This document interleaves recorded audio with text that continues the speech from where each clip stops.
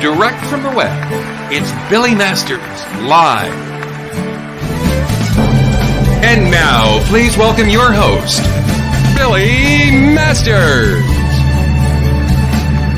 Hey, everybody. Okay. Come on, stop that thunderous applause. Hello, everybody. Welcome to Billy Masters Live. I am, of course, your host, Billy Masters. Happy Tuesday.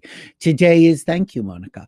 Today is Tuesday, November 10th. And of course, I know it's November 10th because it's one of my best friend's birthdays. So happy birthday, Chris, who isn't watching, because I'm sure he isn't. He has better things to do. He'll watch the replay or some other day.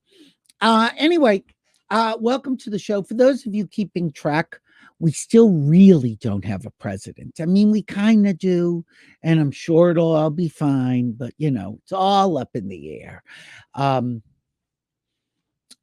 we do have Ed Asner, and really, that's better than having a president. Before I get to Ed, I just got a package in the mail, Amazon package. So I thought I'd open it. I think I know what it is, but it is exactly what I thought it is. It's Peppermint Bark. Oh my God, Peppermint Bark. It's Peppermint Bark season again.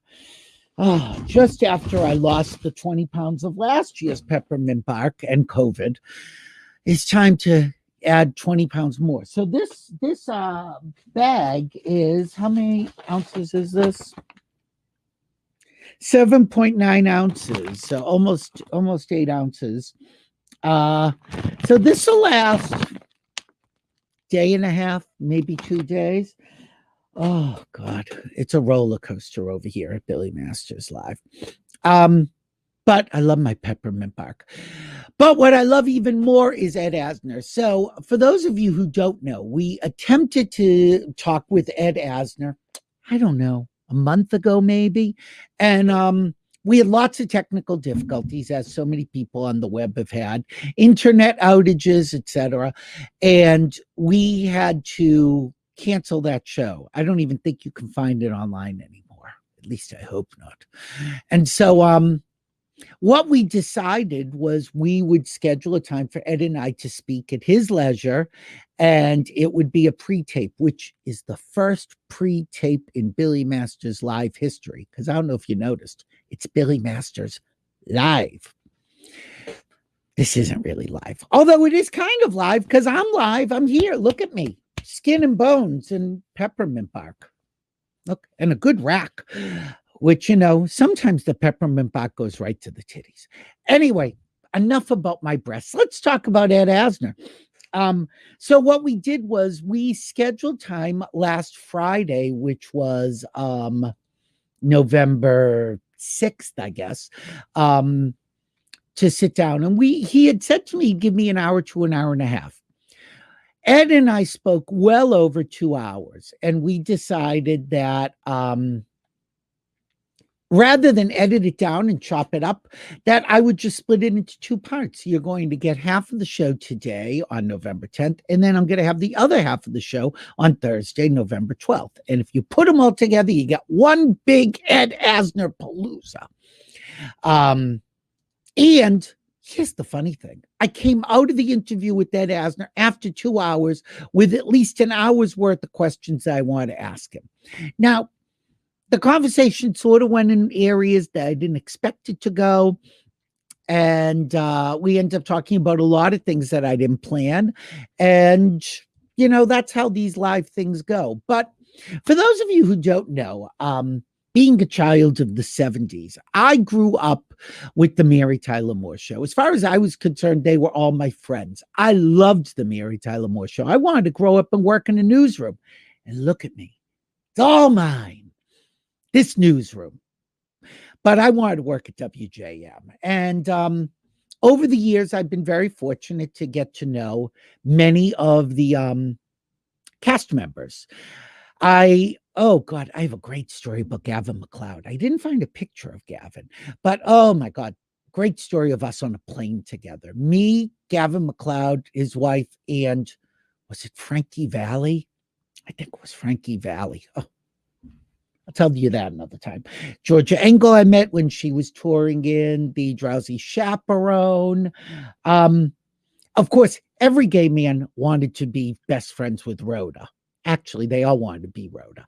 I loved Valerie Harper. I wrote a sitcom pilot for Valerie Harper, which never went anywhere, but I did get to spend time with her and meet her. She was lovely. But the person I spent the most time with was Cloris Leachman. Now, I met Cloris Leachman because of Richard J. Alexander, as a matter of fact. Producer, director, bon vivant. He was directing a workshop of a show, a musical based on Dickens' Great Expectations, and with Hugh Panaro. Oh, God, merciful heaven. And I got to meet Cloris through Richard and loved her. She was exactly what you want her to be, and sharp as a tack, because later that, I think was the next year, I was at the Emmy Awards on the red carpet, and she's like, Billy. And so I spent time with Cloris.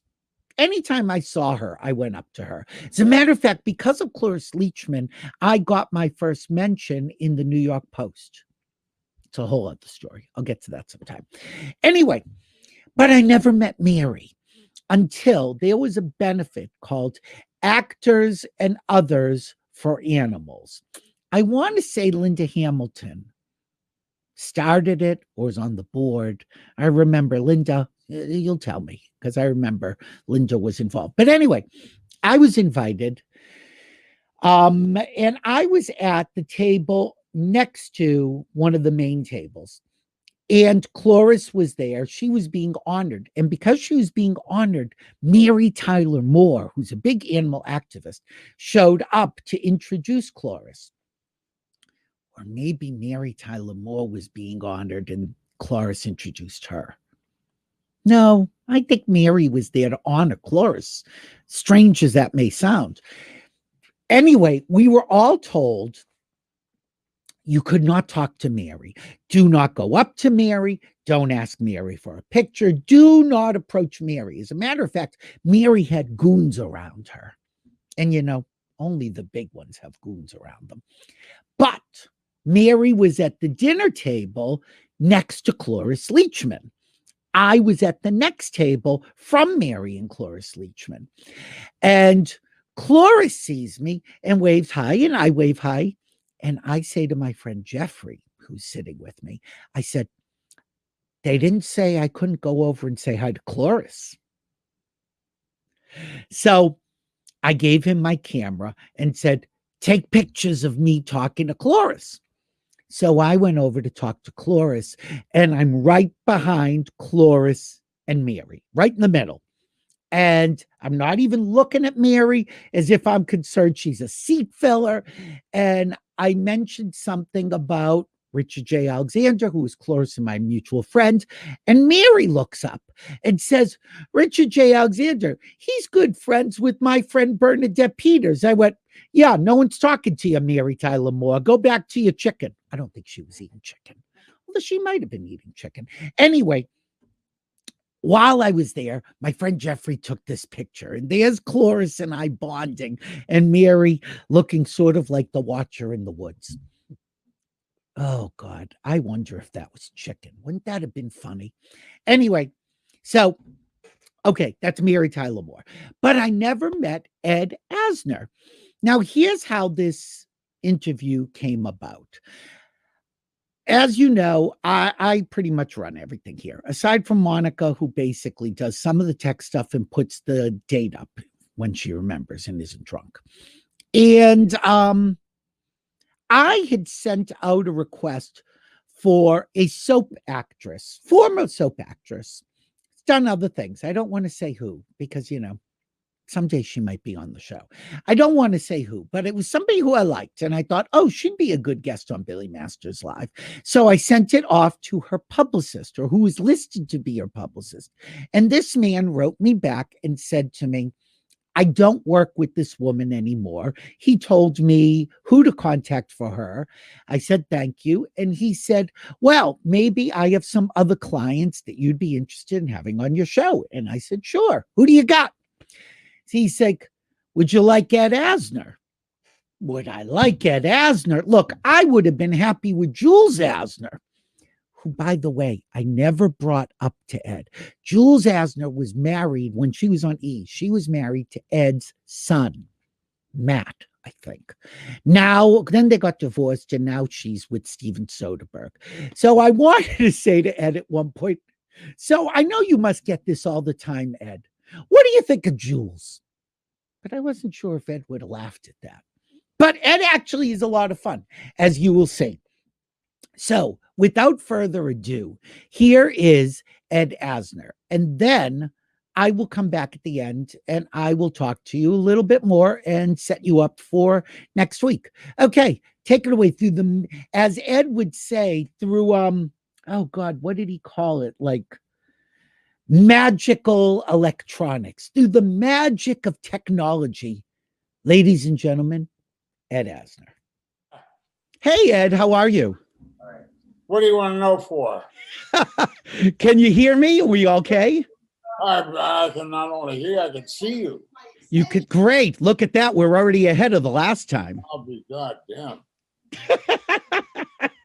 Where are you?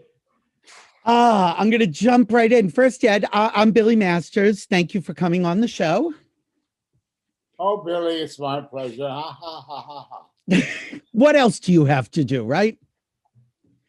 Yeah, that's right. You know, I was thinking of you this week with all this political turmoil, because I know you're a big political junkie. What do you make of what's happening right now? Well, we kicked Trump out on his ass, and we got a new senator in Arizona. Yep. And we may have a couple of new ones in Georgia. We don't know. Yeah, it's certainly looking that way. We should tell people we're recording this on Friday, so we really don't know anything yet, officially. Well, wait an hour. You're right. By the end of this show, we may actually know. Yeah. Have you ever lived through anything like this before? Never. I mean, first of all, we normally prepare to fight off the flu. Right. This year, for all this year, not only are we waiting for the flu to come, but we have the COVID right. to fight off, which kills you. And, yeah, that's not good. And then we have Trump and his election. Who could also kill us? Get reelected. He could also get you killed. And it's a mess. Yeah, does it give you hope that people at least go out and vote? Oh yeah, well that gives you a pumped up feeling. I feel encouraged by that, but I am terribly distressed and worried and concerned. What town are we in? Well, I'm in Boston right now. You're in LA.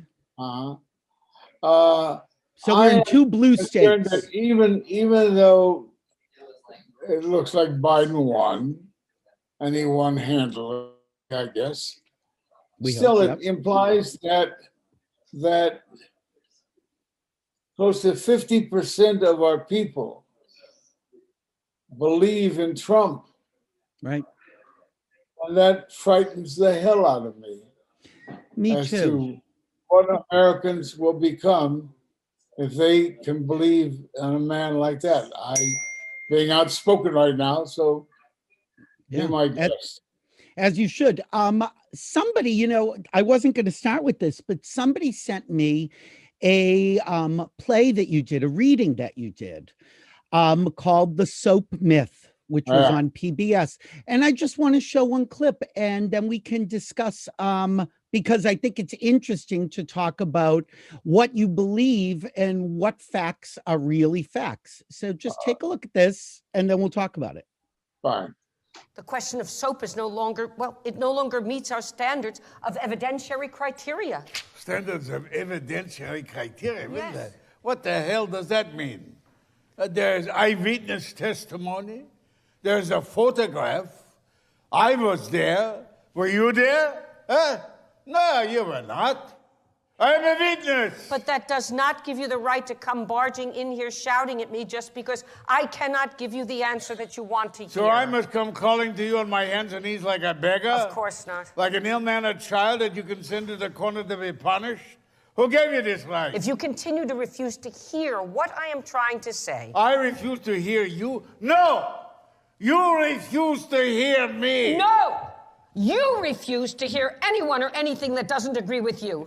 And I refuse to be shouted at. Shame! Shame on you! Shame on you!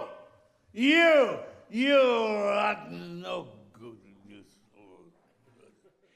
You know, when I watched that, I thought to myself, who decides what are real facts? And in that situation, you're a witness, you have photos, and they still need more to be convinced. Yeah. And that's kind of what we're living through right now. All right.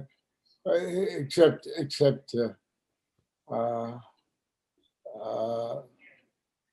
we had a better case. True. We had better witnesses. Yeah. They were still living. For now. Yeah. In Trump's case, he makes blind assertions. He calls the Biden campaign a fraud here, a fraud there.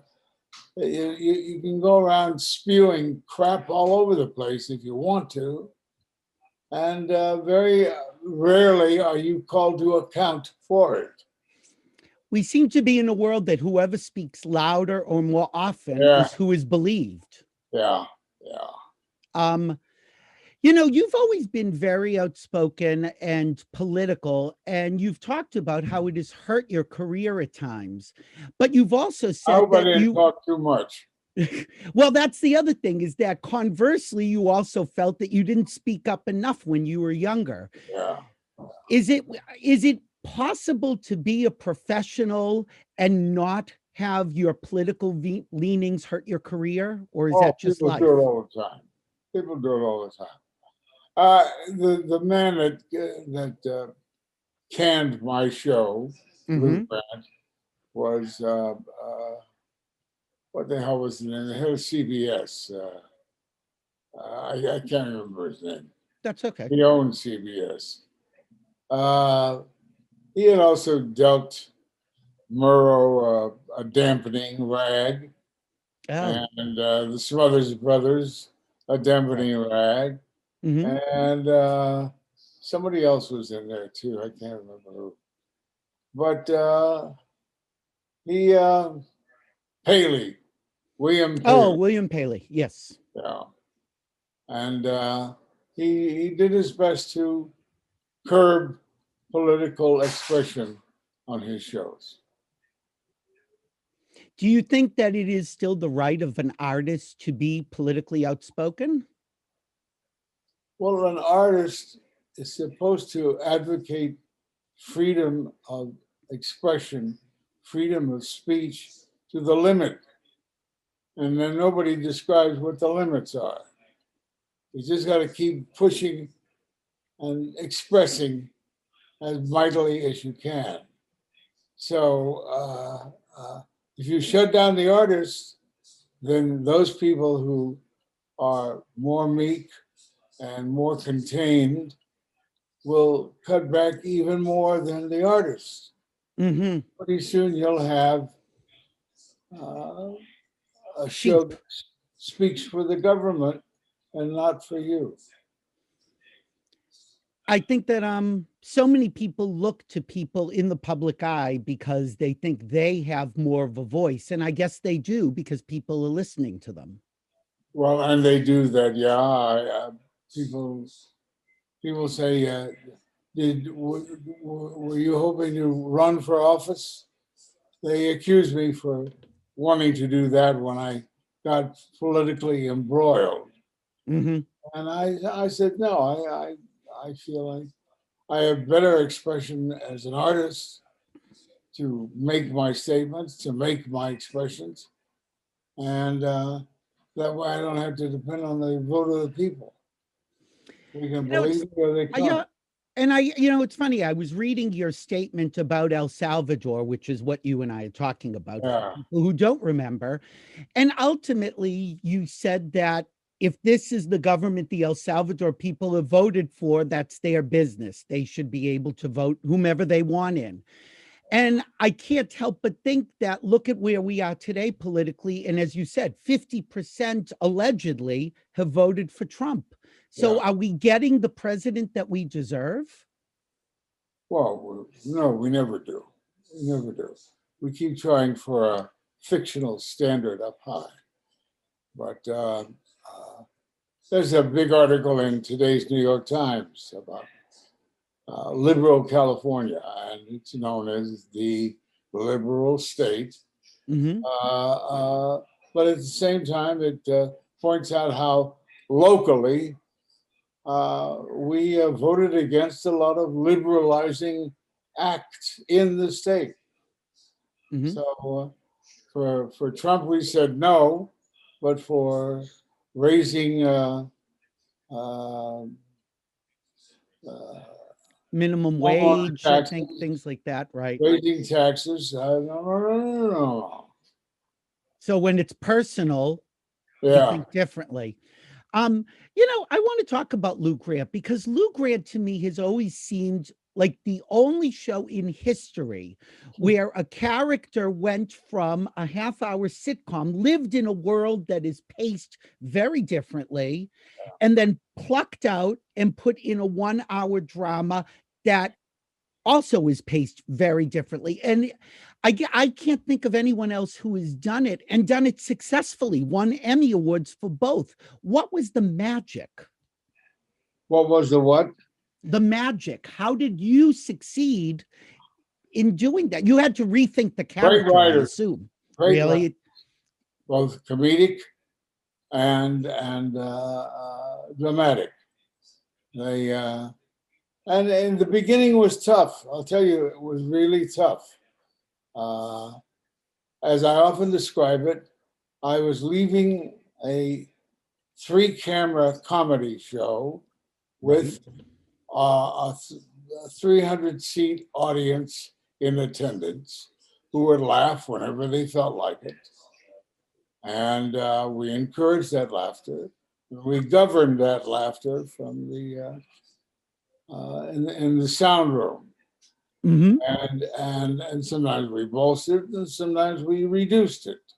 Sure. But then we go into a single camera Which is like a dramatic film. show, and there you must have complete silence.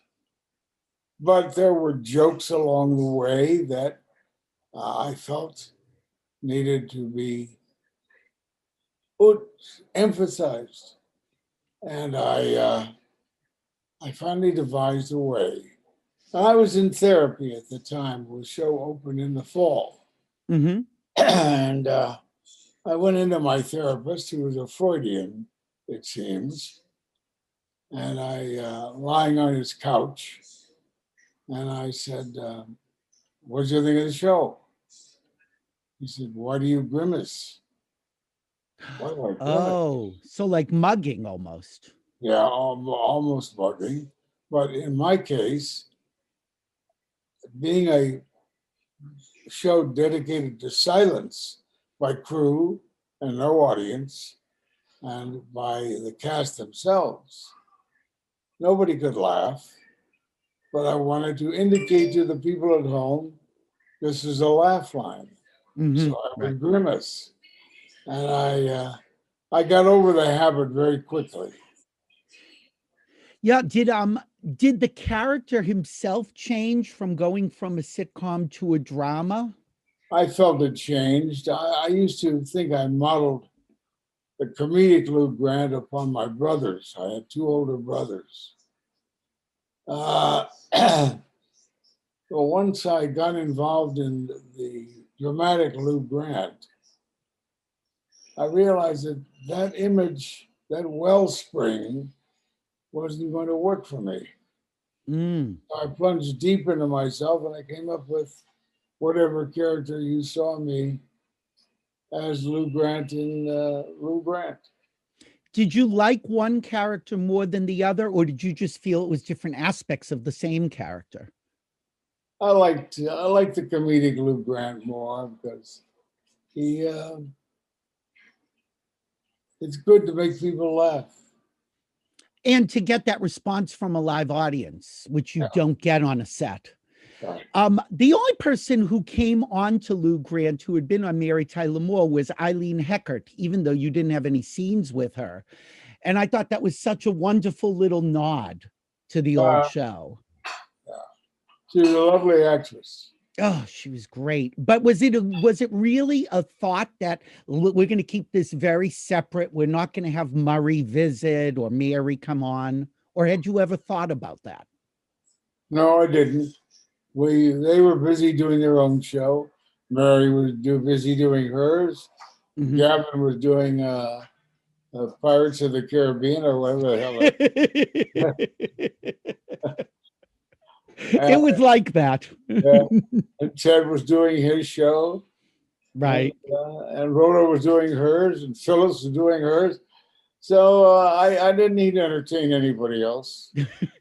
Was it scary to go off on your own show and now it's all about you and you really were the captain of that ship rather than being part of an ensemble? No, it wasn't. Life was moving along just long enough so I could keep breathing. I just want to ask you, one of your co-stars, you've talked about people who had been on the Mary Tyler Moore show. I've never heard you talk of one of my favorite actresses, who is this lady, Miss Sherry North. Who I loved. Sherry North. She was a friend of mine as well. And what did you think of working with her? Hot. Strictly hot. You had a lot of chemistry with her. I never had enough of her. I still want some more of her. And do you have any idea how she's doing now? No, she has passed away, unfortunately. When? Oh, I want to say like 7 or 8 years ago. Oh, I had seen her do a lovely production of The Glass Menagerie down in Laguna Beach. And what? she was marvelous in The Glass Menagerie. Oh, yeah. Not as Laura. No. She was Amanda. Amanda. And I actually, let's see, I do. There was a photo of us during that reading. So Look at that. she was just lovely. But I thought you two had the best chemistry of anyone you dated, even Edie. Well, she was a provoker. Yes, she She was. was really a provoker. She'd get in and tickle your ribs, and you didn't know how to respond to her. A real come on. Did you ever think to yourself that you wanted Lou to have a full-time love interest after Edie and Lou broke I up? would have chosen her, certainly. I think one of the funniest moments was when because she was recognized as a band singer Mhm. on Mary Tyler Moore. So for some reason I got I think of the boys, Gavin and Ted, began to ride me about her, and I pulled away from my devotion to her. Oh. And Mary become friends with her. She called me in the office, and she worms her way to chewing me out for serving up cold slaw. Sherry. And finally she asked, and I say, well, she's a band singer and this and that. They get reputations and baloney. And I said, what do you well, how, suppose she did have an affair. What's wrong with that? Well, it's too much. This is too much. Yeah, how much is too much? And I said, 6. 6. And she kind of was dazed and left the office. I had to pause, and I go back to sorting papers and doing it. And then a long pause, and finally the door opens again, and she says, 6. A good laugh. Okay, so there have been some other men. Not some other men, lots of other men. Well, what's the cutoff point, Mr. Grant? I mean, is there some number? You know, I'd really like to know. How many men is a woman allowed to have before she becomes that sort of woman? 6. If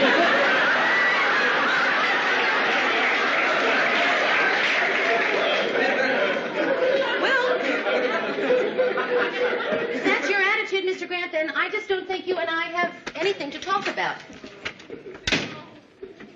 I mean, if you're going to break up with a wonderful woman just because of some arbitrary standards, then, you know, boy, I don't want to have anything to do with it.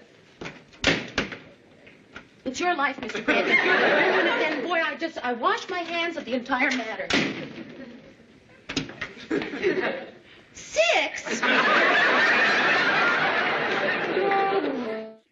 Great chemistry. And from the beginning, we showed, the last time we tried to talk, I showed the promo reel that you had shot with Mary as sort of a test for the show. Did you guys have that chemistry from day one? I didn't think we had chemistry. How old are you? 30. No hedging? No, how old do I look? Why hedge? How old do I look? 30. What's your religion? Mr. Grant, I'm not quite sure how to say this, but you're not allowed to ask that when someone's interviewing for a job. It's against the law. You want to call a cop? No. Good. Would you think I was violating your civil rights if I asked if you're married? A Presbyterian. What? I decided I'd rather answer your religion question. Divorced, huh? No. Separated? No. Never married? No. Why? Why? How am I supposed to answer a question like that? Forget it. Do you type? There's no simple answer to that question. Yes, there is. You can either say, no, I can't type, or yes, I can type. Oh, no, there's no simple answer to why a person isn't married. How many reasons can there be? 65. 65 reasons? Words per minute. Let me guess. My typing question. Yes. Look, miss, just so you're not the first person to get overtime on a job interview, will you please answer the questions as I ask them? Yes, Mr. Grant, I could do that, but it does seem to me that you've been asking an awful lot of personal questions that don't have a thing to do with my qualifications for this job. You know what? You got spunk. Well, I hate spunk. Tell you what, I'll try you for a couple of weeks, see how it works out. oh, No matter what happens, no hard feeling. no. If I don't like you, I'll fire you. Right. If you don't like me, I'll fire you. Well, that really seems fair. What is the job? Job doesn't pay as good as it sounds. Well, what is it? The job that's open is associate producer. Associate producer. What's the matter? Nothing. I like it. Associate producer. Mary's making new friends. Make yourself at home on Tuesday. Did you guys have that chemistry from day one? I didn't think we had chemistry. I did that test aspect, and I was hoping to learn everything from the cheat sheets, and memorize it, and then go do the promos. And about the third one we did, my brain got overloaded, and Mary had to take over because I didn't want to use my glasses. Sure. Mary could read whatever they had, and she vamped with that. And I felt like such a failure. That was the first half of the country. The second half, I went to Atlanta, and I was supposed to do those promos for the second half of the country with Cloris, because Cloris was already designed to be on the show. So I started to memorize, and Cloris said, "I'll forget that crap. Yeah, we'll improvise." I said, "What? She showed me that we could score big by just improvising between the two of us. So you two had chemistry from the start. Keeping it sexy all the time." And it worked beautifully. You know, I think it's interesting. I read that when you got the show, you really hadn't been known for doing comedy. And it was CBS's VP of casting, Ethel Winnett, who went to bat for you. Wynant. Ethel Wynant.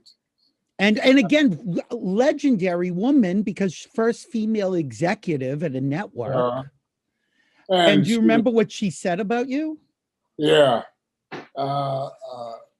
Grant Tinker had been at 20th, where I was doing a comedic police chief on a film. And so they were looking for Lou at the time to put in there. And he suggested me to Alan Burns and Jim Brooks. So I said, fine. So they went and they asked Ethel Wynant, who was in charge of talent for CBS, vice president. I said, can Ed Asner do comedy? And without any hesitation, she said, Ed Asner can do anything. And I mean, isn't that great? She didn't. She had confidence in me. So they went and auditioned me, and I ended up doing Lou.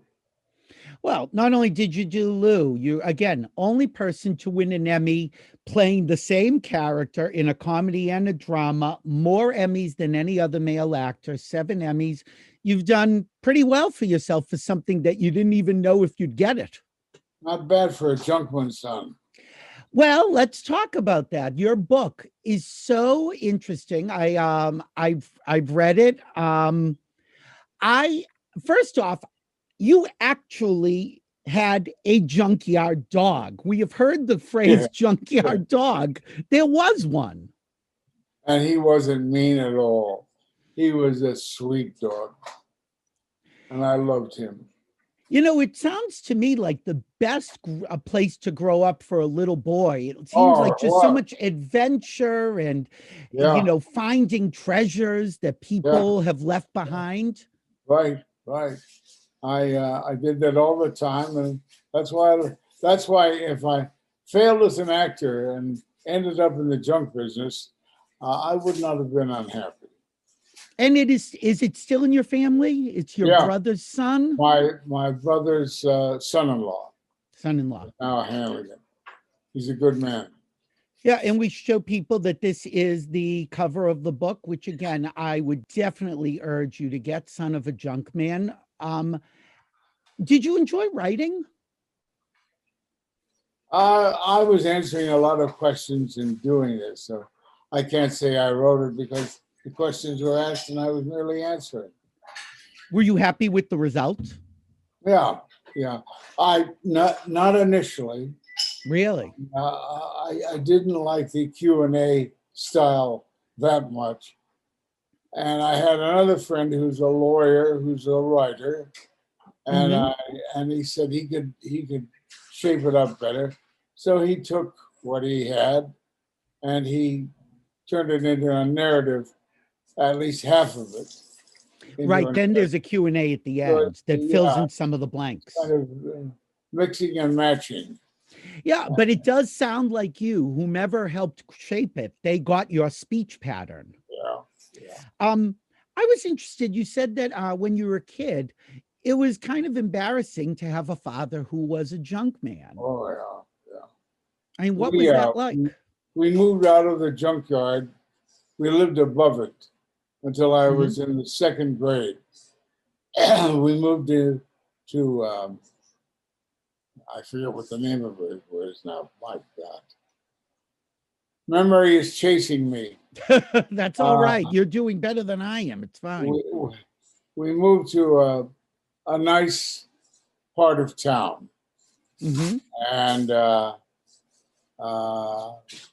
mostly wasps. So it was a house that was built by World War I bonus. And it was a lovely house. I went back years later just to see how the house looked. A black family was living in there. And I walked around, I looked around, and they were very, very nice. Was it still recognizable? Oh, yeah. But I saw that they were taking better care of the house than we did. They didn't have as many kids as we did, but they did. Yeah, well, I want to show people, actually, this is a picture of your family, and let's see, where are we? Right there. So now, where are you? Oh, not all of those. Those are a lot of cousins. Well, I hope so. Where are you in this picture? God. Half of them are dead now. Well, this is an old picture. You were a kid then. You were how old here? You've got to be maybe like 8 or 9? Now? No, in this picture, you're probably like 8. I'm 91. Now you are, yes. Yeah. Yep. But go back to the picture. Okay, hold on a second. Bringing it back up. Here we go. There it is. All right, the only ones living that I can tell you about, Uh-huh. that's amazing, are the 3 of us in the front row. All the others are dead. That's my grandfather. The one in the middle.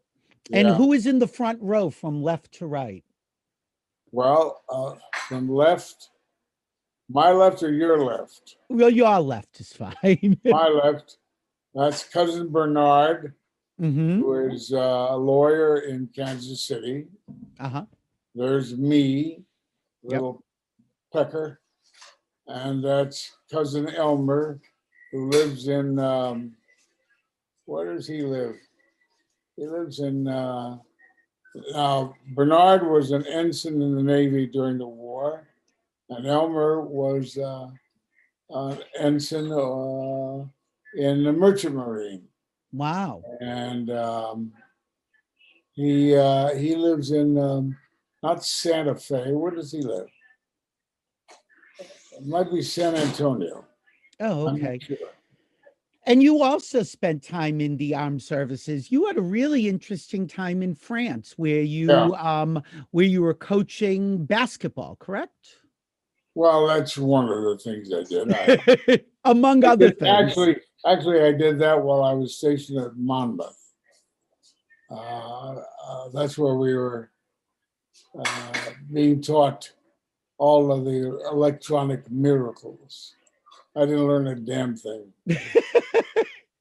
Did you like being overseas? Were you somebody that had that wanderlust to go overseas and have adventures? To finally be drafted during the Korean War, which without the glory of World War II that everybody else had enjoyed, and then to be drafted into that ugly war, and then to wait and be supposedly trained and grilled in electronic miracles. And then finally, orders came through, and my orders were for France. And I thought, oh my God, a dream realized. And it was. Yeah, it seems like, and also while you were there, you took advantage of being there by really, involving yourself with the people there and doing whatever you could. Very much so, very much so. I have to say, call me. Apparently, I'm stupid because I've known you my whole Hey, life. stupid. Thank you, Ed. You're welcome, stupid. My whole life, I have known you. I've admired you, and I have never I've never thought to myself, "Oh, that's a Jewish actor." Because you have played so many characters, but being Jewish really shaped a lot of your early life in particular. Yeah, I did. I went to religious school religiously. Yep. After all up until high school and bar mitzvah. Yeah, and your parents were very religious. Your father would not let your sisters marry non-Jewish people.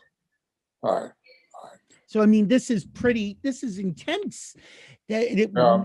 And yet you were able to marry a non-Jew. I what?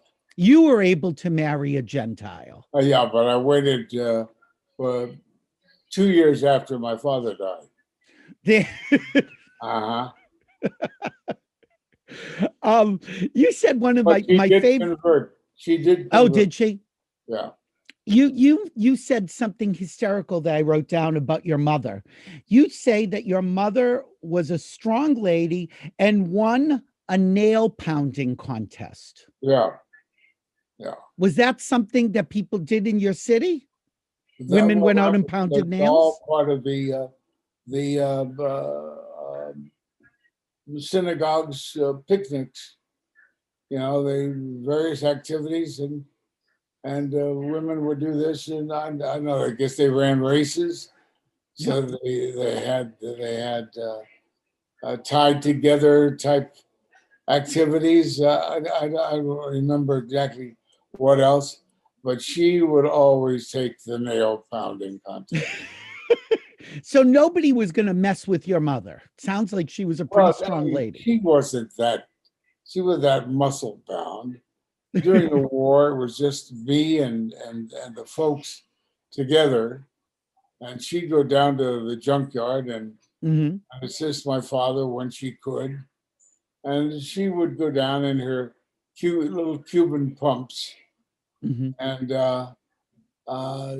you'd see her pushing a wheelbarrow around, loaded with crap.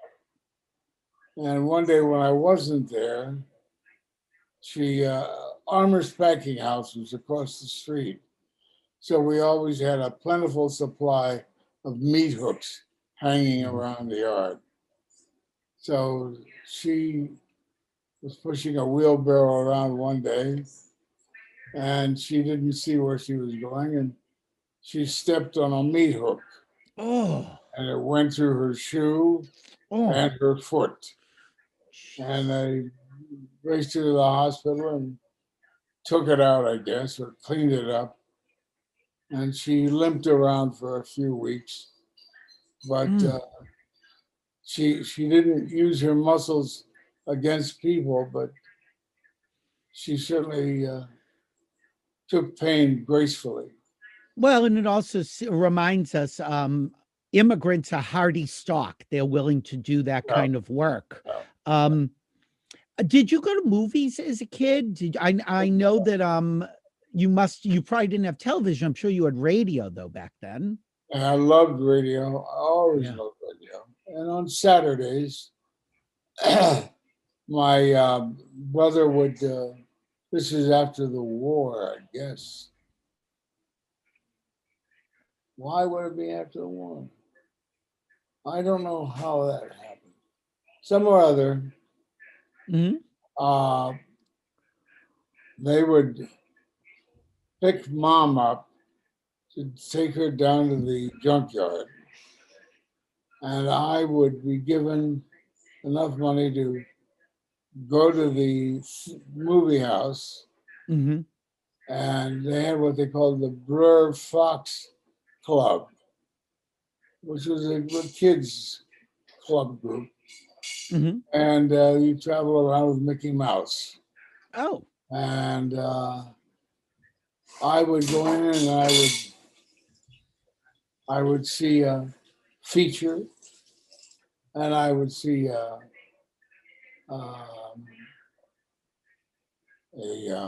two features and a newsreel and I don't know what else, a comedy maybe an animated comedy.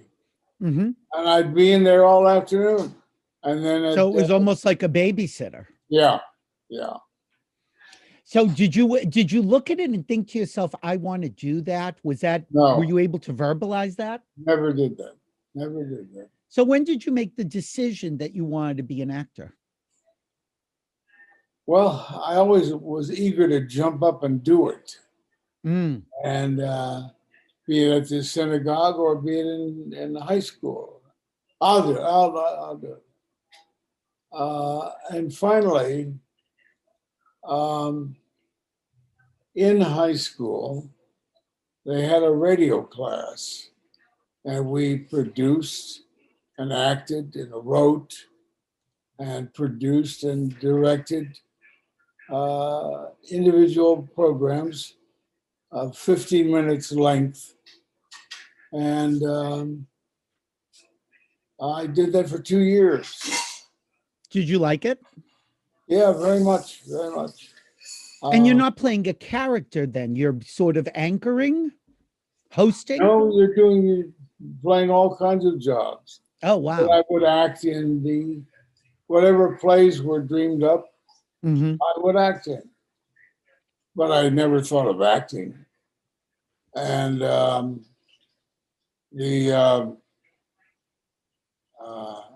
I began to think about those days, and I lost my track. Yeah. I also was a high school editor at the time. Oh, really? Yeah. And one day, my beloved professor walked by my desk, and he said, "Are you thinking of journalism as a career?" And I said, "Yeah." He said, "I wouldn't." Why not? He said, "You can't make a living." That's in 1947. Sure, you had to be practical. Yeah.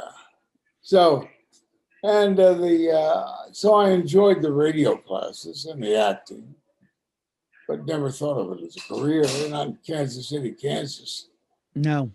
And then my first year in college, they had a radio station that they started up at in the dorm system. This is in Chicago? Yeah, University of Chicago. Mm-hmm. And they were going to do Richard II. No, the third. Richard III. So I asked my roommate, who was involved with the theater group. I don't know. I did. Should I? I did radio in high school. Should I try for that? And he said, "Well, let me hear you read." Now he came from Newark, New Jersey. We thought he was Sophisticated. yeah, a highfalutin. Mm-hmm. And I came from Kansas City, Kansas. So I read for him. I read some Walt Whitman for him. And he said, "Where did you learn to read like that?" Because to him, I came from cowboys and Indians country. What did you know about Whitman? Yeah. But I read it. And what's interesting is in college, people may not think of you in this way, but you did mostly classics. What? You did mostly classic roles. Yeah. You know, you were very much trained to classic. Well, I shouldn't say trained to classical actor. You obviously had this ability in you. Well, I took flight easily. Yeah. But to play Sophocles and Shakespeare and you know, all of the role. One of the best stories was Beckett, the story of how you got Beckett. Will you please tell that? Well, Thomas Beckett. Yeah. Well, that's what happened. My roommate, who was the little guy from New Jersey, was involved in in the theater group, which is strictly extracurricular. And he came bustling home one day. This is after the radio episode. And he said, listen, they're going to do Murder the Cathedral. Excuse me. Sorry. Murder the Cathedral by T.S. Eliot. T.S. Eliot. For the spring show. You can do any of the roles in it. Go check the book out and read for it.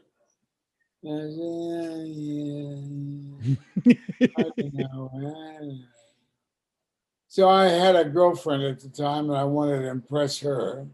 A nice Greek girl. Oh. They do exist. And I decided to take her to the audition. Well, I don't think I read the book, but I glanced at it. Mm-hmm. And I auditioned, and through a series of negotiations, they kept coming back. People kept dropping out, coming in, dropping out, coming in. I ended up doing the lead. And that had me dedicate my life to acting. I think it's just such an extraordinary story because it really does show that if you have talent and put yourself out there, look at the career you can have. Yeah. What did your parents think of you? That's also a great rhyming person, Mr. Eliot. Yes. Quite a Well, book. that's true. It's awfully good material. Yeah. What did your parents think of you acting? That they hardly knew anything about my being involved in this. I'm in Chicago, they're in Kansas City. But when push came to shove, it was a conflict. Was it? Yeah. What did you, I assume because your parents are immigrants and they're thinking about you and how would you support a family? Yeah. I didn't even think that far. Really? But they were struggling, and it came down to none of that really surfaced until I went back for my second year Mm-hmm. at the university, which was heavily involved with the theater group. I did a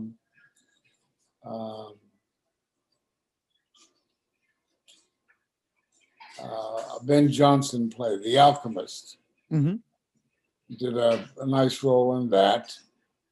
And that was followed by my agreeing to do Creon in Antigone, another right. Sophocles play. And during that time, I came afoul of the director of the theater, Oh. who thought I had sabotaged his work, and my folks, who realized that my studies were going into the toilet. How were your grades at that time? They stunk. I didn't go to class. Well, you can't do that, Ed. I know. Yeah, thank God it worked out all right. Yeah, apparently nobody's going to go look up your transcript. Did they ever get to see you perform? Finally, yeah. You're a clever devil. You're a clever devil. Thank you. Well, then that came. I worked in factories. And then finally, I was working in the Ford factory in Chicago. And the Army caught up with me. The draft caught up with me. Mm-hmm. I was drafted in July of 51. I went to, I can't remember the processing camp I went to. I ended up at Camp Gordon, Georgia. Mm-hmm. Now known as Fort Gordon, Georgia.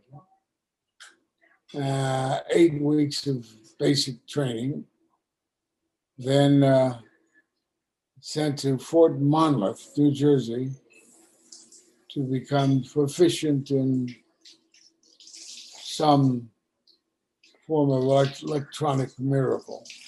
Yeah, wasn't it radar something? Yeah, a radar repairman is Yeah. what I was being trained in. I never learned a goddamn thing. You weren't repairing radars? Is that what you're saying? You never They were repaired a good, radar? but I wasn't that good. Yeah. So You know, I know there was a quote that you said that that your father once told your sister what he thought of you as an actor. Or that he said, I guess he said that if he couldn't make it in school, he's not going to make it as an actor. Yeah, yeah. That was a long distance call that I was back in Chicago, and I was under orders to surrender my acting to the classroom. And which didn't happen, apparently. I told my sister that, and I said, listen, you tell him he didn't make it in acting, he's not going to make it in the school. Did that hurt your confidence? Oh, yeah. I said, well, I'll be the judge of that. You know, you also said at that time, which I think is so interesting and kind of smart of you, that you never thought you were good looking enough to be an actor. You were looking at the leads. You didn't realize what a career you could have in characters, I guess. True. You know, you always, it seems to me that you always played older or heavies. Did you ever play the younger leads or no? Not that I recall. Kind of young, I guess. You know, it's Shakespeare, Chekhov, you know, all of those really classical roles. How did you really react to them since you didn't have that kind of training? Did you just have an instinct for it? Yeah. And you're learning from actors all along the way. Two ladies in my theater in Chicago, Zora Lampert and Elaine May. And this is after France. You came back, you went to Chicago where Paul Sills, Mike Nichols had a theater company in Chicago. You were around a lot of great people. Yeah, yeah, I was. Was it comfortable being in that theater company with people you liked? Yeah, but we were all on the same level. I tended to pay respect to those who were a little more successful than me, but we were all in that undiscovered range. And it's funny how so many of you became discovered. Yeah. What made you leave Chicago and go to New York? Well, we performed for 2 years at the Playwrights Theater Club with Paul Sills. I got great reviews at that time. Then they had a clever method of running the theater.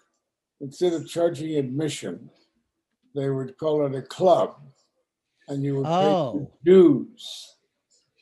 And for 2 years, they pulled that flim flam on the city. And then so it's under the wire. Yeah. The city found out and were going to shut us down. At the same time, Paul and David Shepard, his partner,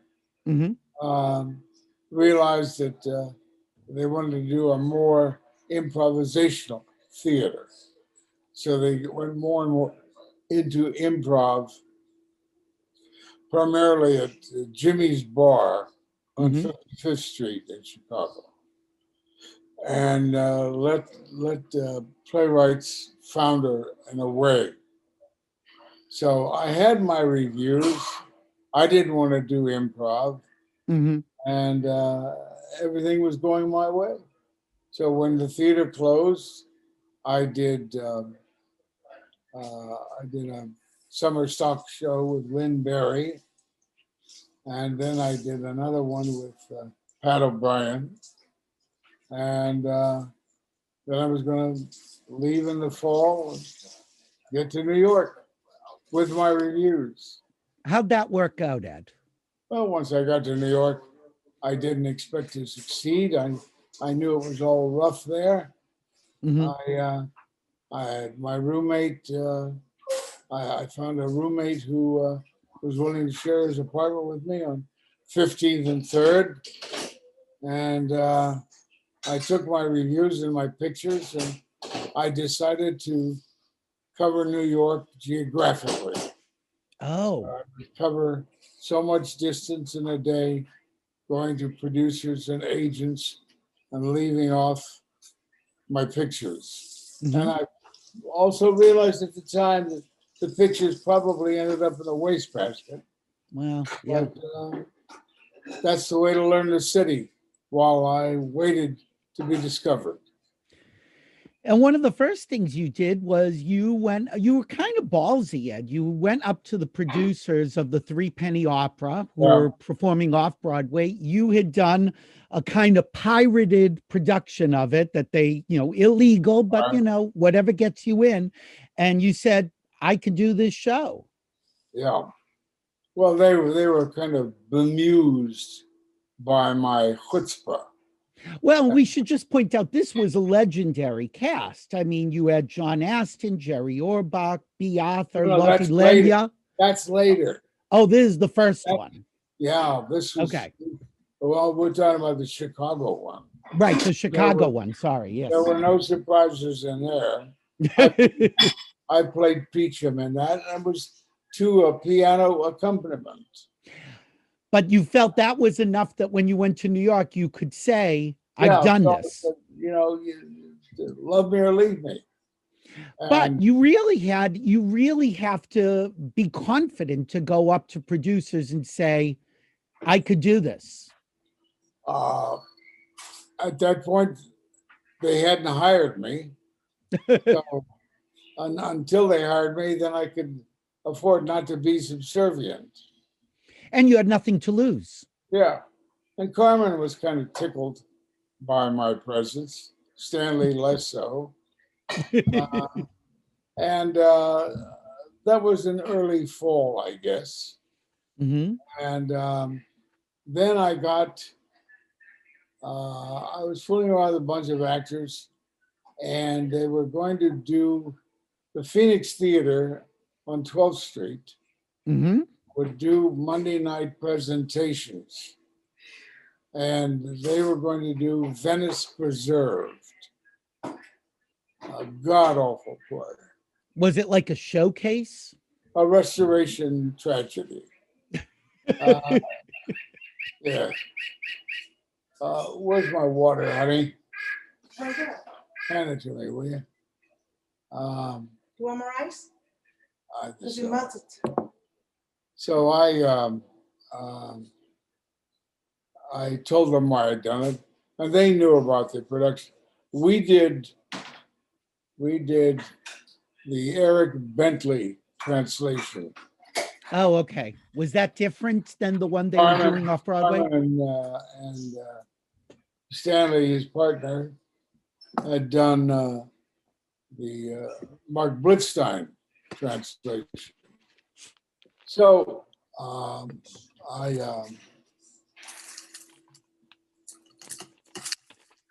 yeah, there's nothing like ice water, is there? I've got mine right here, Ed. Well, that's what made me so thirsty. I know, sorry. Here's to you, Ed. You.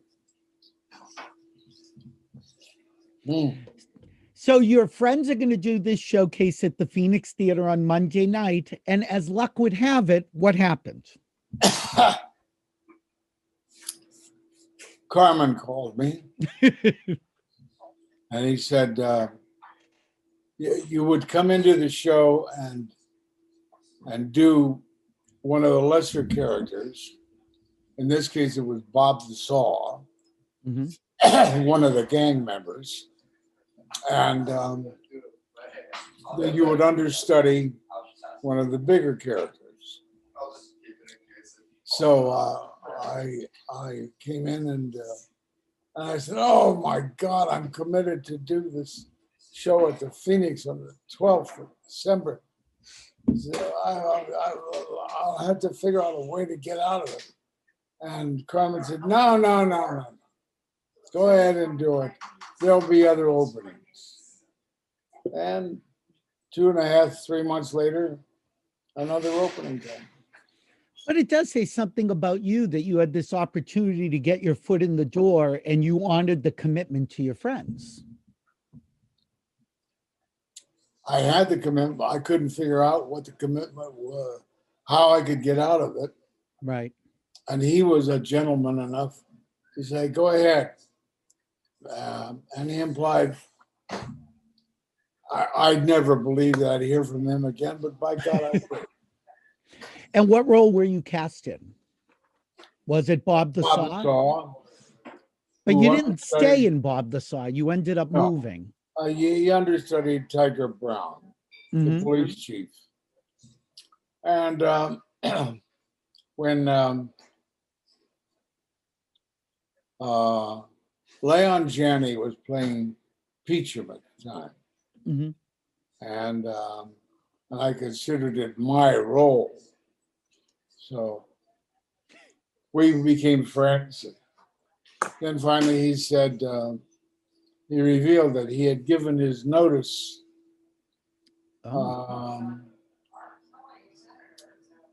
I guess this is around early June or whatever, of 56, I believe. Yeah, I think 56. And I said,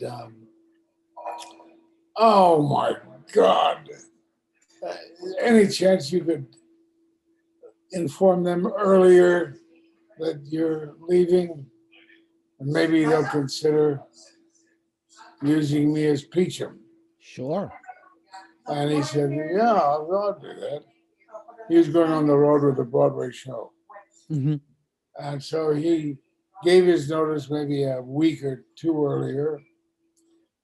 And then at the same time, he said, why don't you give Asner a shot at it and see how he does, which was beautiful of him. Yeah, very rarely does that happen. Yeah. And I said, okay. So I went down and I auditioned as Peachum for them. And they said, fine. Wow. You'll take over. And I did. I guess they didn't have a Peachum who was standing in the wings.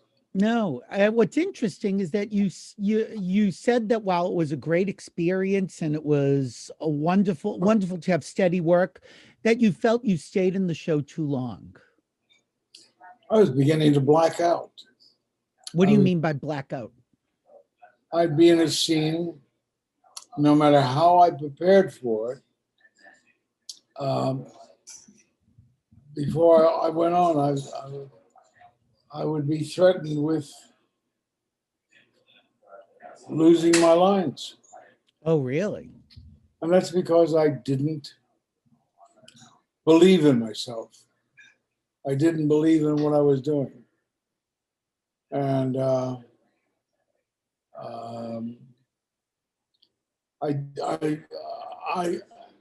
it's like I was punishing myself. I would go out and I would say, I'm going to foul up in the first scene. Purposely. Go through the lines. Knew them all. Then I'd get out there and I'd approach the moment where I thought I'd black out. And I'd squeak through. Only once did I improvise a word or a line for another line. And that was my proof in the pudding. So then I'd go on to the next scene. And I'd put myself through that same emotional stricture. And then the next scene, then the next scene. And it was very taxing and very upsetting. At the same time, the two producers of Ivanov, which is at a smaller theater off Broadway, Mm-hmm. and hey, um, came to see me. They wanted me to replace a role in Ivanov. I liked the play, I liked the role, and to me, this was a breath of fresh air. Do you think it's important for actors to shake it up and constantly challenge themselves? And constantly what? Challenge themselves? Do you need to challenge yourself? Well, I was repeating myself. I wasn't really acting. I was repeating myself. I mean, and I ended up doing 2 years and 9 months. Yeah, it's a long run. Well, 2 years and 6 months as preacher. And it's enough. Is that the longest run you've ever done? Yeah. Yeah. Yeah, I think. Yeah. Yeah. With the same lines. Right. It's not like at Lou Grant where it's a different episode every week. When did television and film come into your life? It had to have come in. There must have been live television going on at this time in New York. Well, I did live television. Yeah, it was all live television. We did. I know that they decided to do Black Monday, which was written by famous playwright about desegregation in a southern town. And I was a town cop, meaningless role, but Andy Prine,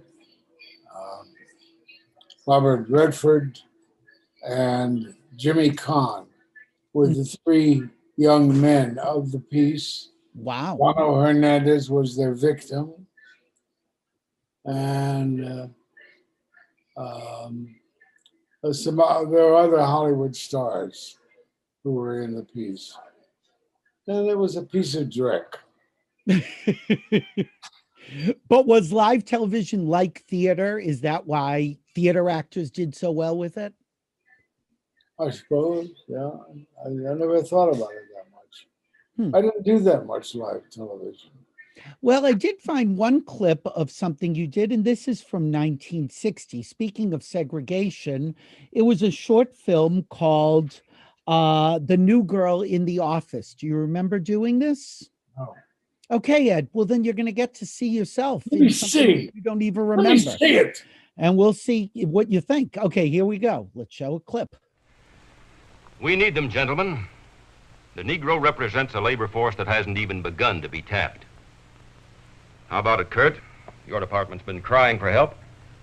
Think we can make it work? Maybe. Works in the shop.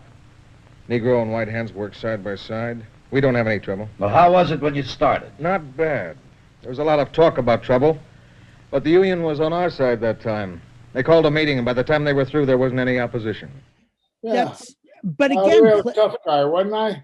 well, that's what I was just going to say, is that you still come off sort of like the heavy. Yeah. Did television cast you in those roles? I don't remember doing that. Well, that's what I do. I bring up things that you never remember doing. But yeah, don't you dare. Don't you dare. You never know, Ed. You never know what's going to come up next. Oh, well, you did something really interesting, which you said one of the best early television roles you got was Route 66. Yeah. What was that like? That was strictly film. Did it feel like it was made like a little film? I don't know. I don't know what a little film is like. I get it. Did you enjoy working in that kind of medium? Oh yeah, yeah. That was Route 66 was created with good writers. Mm-hmm. Who it wasn't Rod Serling? Who was it? The original creator was quite good, and you could almost always count on the scripts being worthwhile. Yeah, I was watching it and I thought to myself that again, you're very natural, you're very comfortable in front of the camera, even early. So it doesn't seem like it seems like you seamlessly transitioned from theater to television and film. Which 66 are you talking about? This is, well, I don't know. Let's see. Which one am I talking about? Did you do, well, here we go. Let's show it and you'll tell me. About 6 of them. Did you really? Yeah. All right. Well, see, now I only got one. I only have one, Ed. So we'll look at the one and I know, Ed, we can't get rights to these things. Trump will sue me. All right. Look at this and then we'll talk about it, Ed. Guy that clobbered you must have been wearing one of them big rings. Could be cracked a rib. Okay. Breathe deep and hold till I say. That was the show that took me out of New York on my way to California. Really? Yeah. And how did that happen? Well, I was about to leave town and they called with this job, Darren McGavin and Lois Nettleton. Mm-hmm. And oh, yep, that's Naked City. Is that Naked City? No. Or is that Route 66? Route 66. Okay. Yeah. That's why you saw George Mayeris there. Right. That's right. And I worried that I wouldn't be able to do it, but then we decided I will do it. I'll go by, where the hell, Youngstown, Ohio is where we shot it. Oh. Yeah. Mm-hmm. So you were able to do it on the way? On the way. And McGavin was wonderful. Lois was wonderful. What a great actress she was. Yes. Lovely. And you had 3 years later. Yeah, I was just going to say, you had an experience with her a few years later where you didn't know how ill she was. That's right. That's right. Oh, my God, that Ed Asner. You know, I think once you've said Lois Nettleton, it's time to take a little break. So we're right at the point in Ed's story where he is moving to California. And when we pick up this story on Thursday, he will be discussing, so many things. He had great stories about John Wayne, about Howard Hawks, about the Lou Grant Show, about Nancy Marchand. Just so many things. And you will see that in part 2. So I have already opened the peppermint bark. I've already had some peppermint bark. I'm going to eat more peppermint bark right now. So while I eat my body weight in peppermint bark, I will take leave of you. I will see you all on Thursday. Thanks for watching Billy Masters Live. This is, again, you don't get to talk to legends very often, but this is pretty much as legendary as it gets. Anyway, I will see you on Thursday. Maybe we'll have a president by then. Who knows? Anyway, don't forget, even though Ed Asner was pre-taped, this is still Billy Masters Live. And if we're here, we're live. Bye, guys.